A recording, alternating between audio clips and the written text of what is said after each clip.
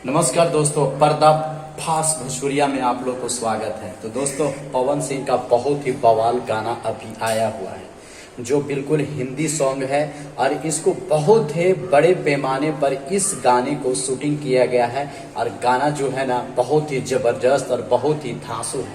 कुछ मत करना है, करेंट वीडियो आप सर्च कीजिएगा ना तो यूट्यूब पर आ जाएगा दौड़ते हुए और बहुत ही बढ़िया अभी व्यू गया हुआ है।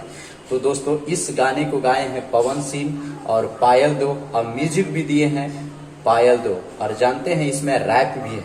इस रैप को गाने हैं मोहसिन शेख जी।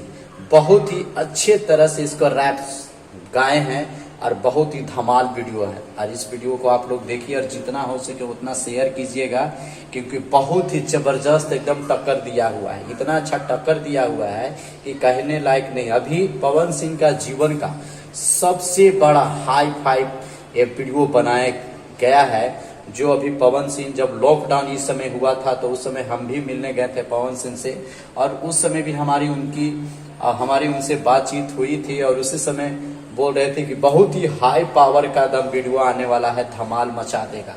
तो देख लिए कि बारिश आया था भोजपुरी में और उसके बाद हिंदी भी बहुत ही जबरदस्त एकदम करंट वाला वीडियो है। आप लोग जाइए और देखिए और शेयर कीजिए। हम इसी तरह से अच्छे अच्छे न्यूज लाते रहेंगे। Bye bye.